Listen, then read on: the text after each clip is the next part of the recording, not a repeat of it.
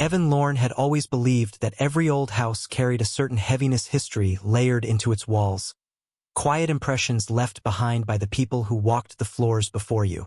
But the LaLaurie Mansion was different. The moment he stepped inside with the keys still warm in his palm, he felt a pressure in the air that wasn't tied to imagination or superstition. It was physical, almost like humidity, but thicker, as if the house itself exhaled against him. The wide foyer was still, lit only by the dusty afternoon light pushing in through the high windows. Outside, Royal Street buzzed with distant tourists, passing jazz radios, and soft conversations. But inside the mansion, everything felt muted, measured, listening. He carried in a box of kitchen glasses, his footsteps echoing with an odd delay just a fraction too long. It made him pause. He told himself it was simply the acoustics of a house with ceilings so tall they seemed almost unnecessary. That's when he heard it. Footsteps. Clear, steady, deliberate, but not his. They came from deep in the hall, past the curve of the grand staircase, slow, weighty, as if someone was walking toward him on the old floorboards. Evan froze, the box digging into his palms. His mind didn't immediately jump to ghosts or intruders. His first instinct was simply confusion. "Mariah," he called, expecting her to answer from the hallway, or maybe from the car outside. But her voice came from beyond the open front door, still out on the street, frustrated and breathless, as she tried to wrestle a suitcase over the curb. He turned back toward the hall. The footsteps had stopped. The silence that followed wasn't normal silence. It had a density to it like a vacuum pulling at the edges of his awareness. The house seemed to sink deeper into itself, settling into a stillness too intentional for an empty building. A faint metallic click broke through the quiet. Upstairs. It sounded like the delicate latch of a window shutter being nudged into place. But that didn't make sense. He had shown the home inspector earlier that the upstairs shutters didn't close all the way. The latch was loose, barely hanging on. They were supposed to fix it next week. Evan set the box down and walked upstairs, every step feeling like an intrusion into something private. The air seemed thicker here, tinged with a faint smell of old wood and something else, something mineral, cold, like stone that had never seen sunlight. The hallway felt darker than it should. Every door was open except one, the bedroom facing Royal Street. He approached it slowly. His fingers twitched before they touched the doorframe. Inside, everything was exactly as they had left it hours earlier except the shutter. It was closed, perfectly shut, latch fastened tight. He knew that latch had been hanging loose. The inspector even laughed about it, saying the whole window needed replacing because this thing hasn't locked properly in decades. Evan raised a hand and touched the latch. Felt cold, colder than the air in the room. A voice echoed from downstairs. "Evan," Mariah called. "You okay?" He swallowed once before answering. "Yeah, just checking something." But his voice didn't sound like his own. It sounded distant, distracted, as though part of him was still listening for footsteps that might start again at any moment. He walked back to the staircase, trying to ignore the way the old banister vibrated faintly under his hand, so faint that he could have convinced himself it was nothing, but too odd to fully dismiss. Mariah met him halfway down the stairs, brushing dust from her leggings. "You look pale. What happened?" He hesitated. He didn't want to admit it yet. Didn't want to say aloud that, on their very first hour inside the mansion, the house had moved something, corrected something, as if keeping the upstairs shutter closed was a matter of preference, not chance. "It's fine," he said with a weak smile. But when he looked over her shoulder, back up the stairs, the hallway seemed darker now, shadows stretching a little too far, waiting a little too still. And Evan couldn't shake the quiet certainty blooming in his chest. The house had noticed them, and it didn't feel like a welcome. Evan tried to shake off the feeling, but it followed him like a faint hum beneath his skin. For the rest of the evening, every creak of the floorboards, every shift of the air seemed sharper. The mansion wasn't loud, not in the way old houses sometimes groan at night. It was quiet in a way that suggested intention, as if the building were choosing when and where sound should live. Mariah moved through the foyer with the excited energy of someone stepping into a dream they had chased for years. She ran her fingers along the carved molding, traced the ornate patterns along the wall, admiring the house the way someone admires a sleeping animal, beautiful, but mysterious. Evan envied her calmness. He couldn't stop glancing back toward the staircase, half expecting to see someone standing there. The evening stretched slowly, boxes piled in corners. The last threads of daylight filtered through the balcony doors, turning the dust in the air into drifting little stars. The house felt older in the dimming light, as though its true age only emerged when the sun slipped low enough. When they finally sat together on the creaking living room floor with takeout containers warming their palms, the house seemed to settle around them, a quiet observer settling into its own posture. Around 9, the street outside softened into nighttime hum, distant voices, the occasional car, the shuffle of a stray cat or someone walking home. Inside, the air felt heavy again, like the house had drawn its breath and was waiting. Mariah was mid-sentence, telling Evan about her idea for the upstairs reading room, when a soft thunk echoed from somewhere above them. It wasn't loud, it wasn't violent, but it was deliberate, the sound of something shifting its weight. The two of them went silent instantly. That, Mariah whispered, was upstairs. Evan nodded, but he didn't stand. He didn't move. The sound wasn't alarming enough to demand action, but it was impossible to ignore. Not the house settling, something else. A chair leg against floorboards. A drawer sliding back into place. It was too soft to identify, yet too intentional to dismiss. Mariah set her container down slowly, her expression shifting not to fear, but to an alertness that mirrored his. They waited for a second sound, something to clarify the first, but the house withheld everything except stillness. Eventually, the silence grew uncomfortable. Evan stood, partly to reassure her and partly to reassure himself. "I'll check it out," he said, though the words tasted thin. He climbed the stairs again, the wood groaning softly beneath each step, almost as if warning him. The upper hallway was dim except for the thin line of moonlight slipping in through the tall windows. As he walked, the boards underfoot didn't creak the way they had earlier. The entire hallway felt poised, expectant. He stepped toward the guest bedroom where the noise might have come from. The door was half open. He nudged it gently. Inside, nothing appeared out of place. Boxes along the wall, a folded blanket on the floor, a lamp unplugged. But as he stood in the doorway, he felt a shift in temperature. The air was colder than the rest of the house, enough to raise bumps along his arms. Not icy, just sharply, unmistakably wrong for a humid New Orleans night. He backed away slowly. When he returned downstairs, Mariah's eyes went immediately to his face. "Well, nothing," he said, and he wasn't sure if he was lying for her or for himself. Just an old house making noise. But something in the way she exhaled told him she didn't fully believe that either. They decided to call it a night, exhaustion from the move weighing heavier than their anxiety.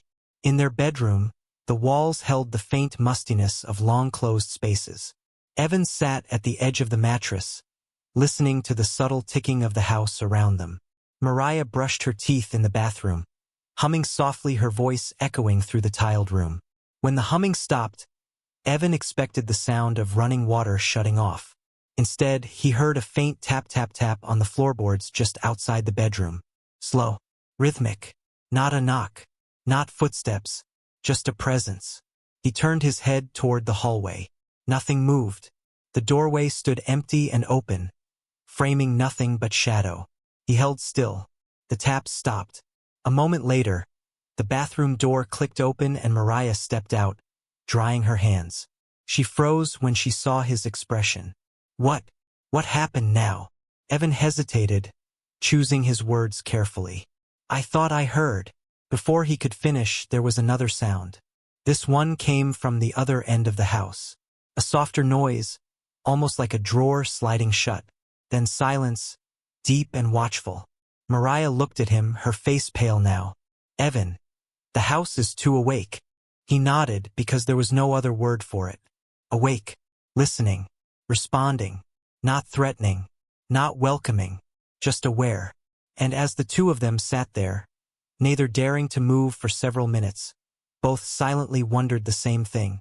If this was their first night, what would the house reveal next? Don't forget to subscribe and like if you liked this story.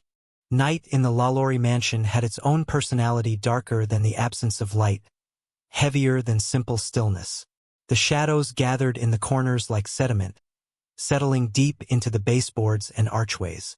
Something in the air carried the faint suggestion of movement even when everything was physically still, as if the house inhaled and exhaled in rhythms too slow for the human ear.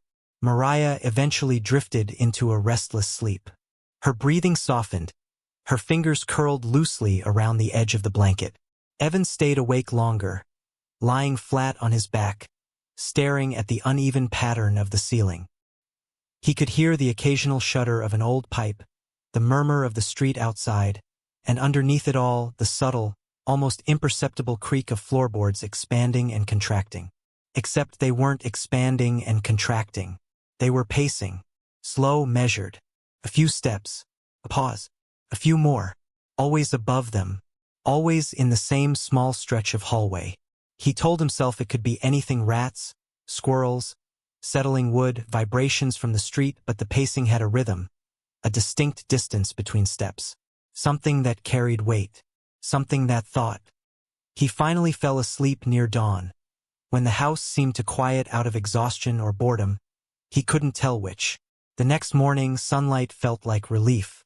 The mansion looked less ominous when the windows glowed and the warmth found its way onto the floor. Evan almost convinced himself that the night had exaggerated everything, that nothing truly strange had happened, until the neighbor waved at him from across Royal Street. She was an older woman, dressed in soft linen, watering the plants outside her building.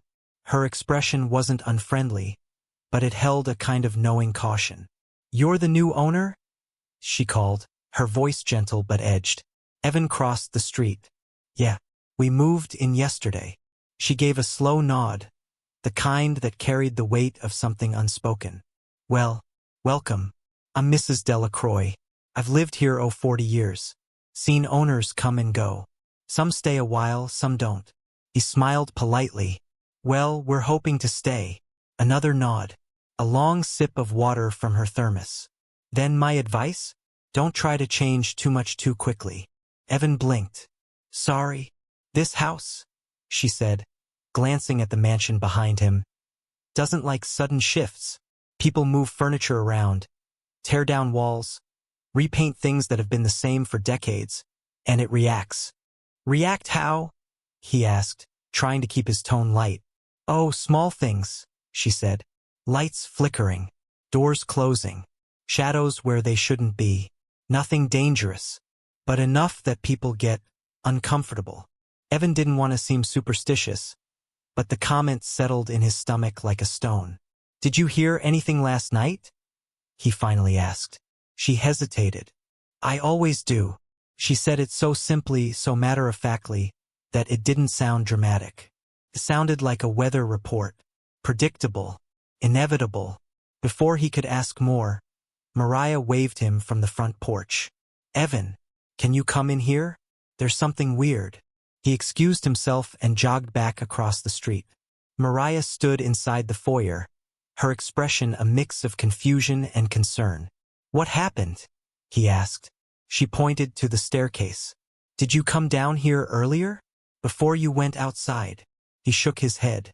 The second step from the bottom, the one with the slightly darker grain, was covered in a faint layer of dust. But there were 3 footprints on it.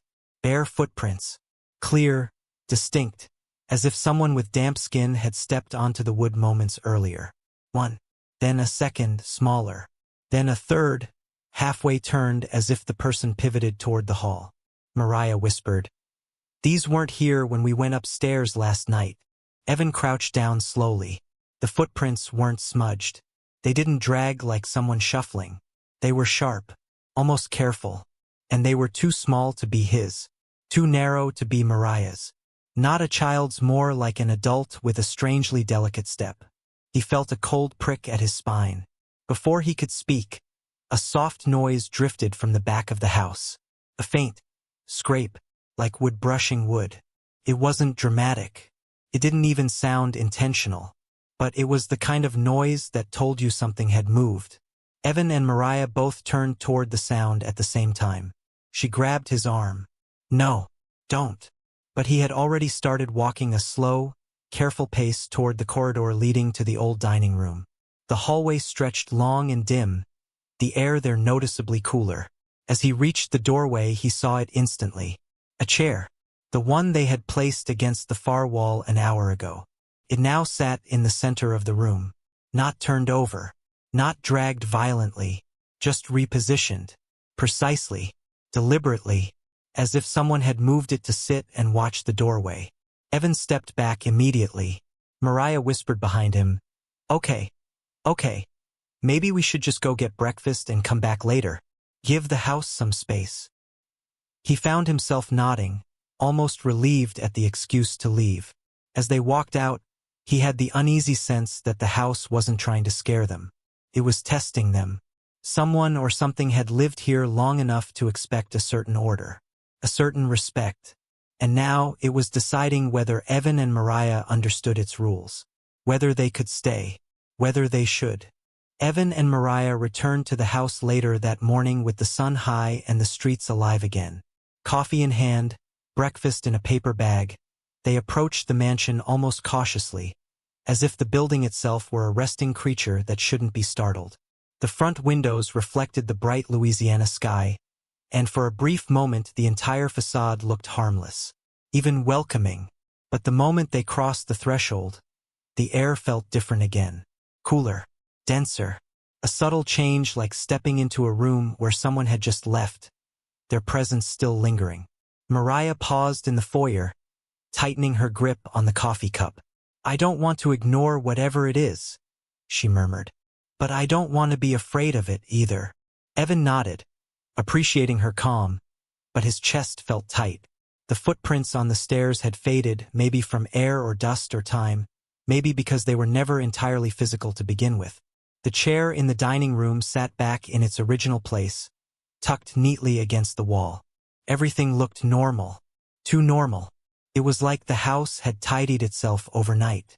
They split up to continue unpacking, Mariah in the master bedroom sorting clothes, Evan downstairs arranging the living room furniture. For almost 2 hours, nothing unusual happened. The house was still, the kind of stillness that tricks you into thinking you imagined the past night.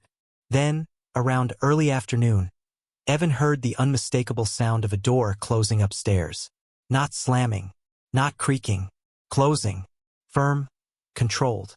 He froze in the middle of unrolling the rug. A second later, Mariah called from above. "Evan? Was that you?" He bolted toward the stairs. "No, I thought it was you." They met halfway, both slightly pale, both listening. The hallway above them was silent. "I think we should talk to someone," Mariah whispered, though her voice trembled only slightly. "A historian, maybe, or someone who knows this house. There has to be a reason this is happening." Evan nodded. "Let's start with Mrs. Delacroix." The neighbor welcomed them in with a soft sigh, as if she'd been expecting their knock. Her apartment was cluttered with old photographs, newspaper clippings, and framed sketches of old New Orleans. "I told you it reacts to change," she said gently, stirring sugar into her tea. "But the thing you need to understand is this. Not every residual presence is violent. Some simply linger. They guard, they watch, they repeat what they once knew." Evan felt the hairs rise on his arms. "Are you saying it's a ghost?" "I'm saying," she replied carefully, "that houses like yours absorb trauma. They hold on to moments. Some moments are loud. Some are quiet. Some take on a life of their own." Mariah sat forward. "But the footprints? The pacing? The chair? That isn't just memory." Mrs. Delacroix's eyes softened. There was a woman who lived there long before celebrities turned it into a spectacle. Before renovations, before tours. An archivist named Elise. She lived alone, dedicated her entire life to preserving the history of that mansion. Some say she never truly left. The room felt colder suddenly. "What happened to her?" Evan asked. "She died in the house, peacefully in her sleep. but she was known for her routines, checking the halls at night, closing doors that were left open, sitting in the dining room at dawn to read by the window. People said she treated the house like a companion, and sometimes the neighbor added quietly, "Companions don't want to be forgotten." The words settled in them like dust in warm air. Evan and Mariah thanked her and walked back slowly, each step heavier than the one before. The mansion greeted them with the same uncanny quiet. Evan stepped inside first, feeling the subtle shift in temperature along his skin. Not cold, not warm, just aware. Mariah drifted toward the dining room, eyes soft, cautious. The chair was still in its place. "I want to try something," she whispered. She gently pulled the chair out, placing it at a slight angle, inviting, open, as if someone might sit and join them. Then she placed an old book, a collection of local folklore, on the table in front of it. Not as an offering, but as a gesture of respect. A few minutes passed. Nothing moved. No sounds. No footsteps. But the air felt lighter, less strained. That night, when they were preparing for bed, Evan noticed something they hadn't done themselves. The door to the guest room, the one that had been half open since they moved in, was now fully closed. Quietly, neatly, as if someone wanted that space kept private. He approached it slowly, ran his fingers along the cool metal of the old doorknob, and whispered, hardly knowing why, "Okay, we won't disturb it." And from that night forward, the house stopped acting out. No pacing, no footsteps, no moved furniture. But in the still hours, just before dawn, Evan sometimes heard a faint, steady creak in the upstairs hallway. Not threatening, not restless, just walking, like a guardian on nightly rounds. A presence that had accepted them, observing, remembering, keeping its history alive. And in a house like that, a house with a past that refuses to be erased, that was the closest thing to peace anyone could hope for.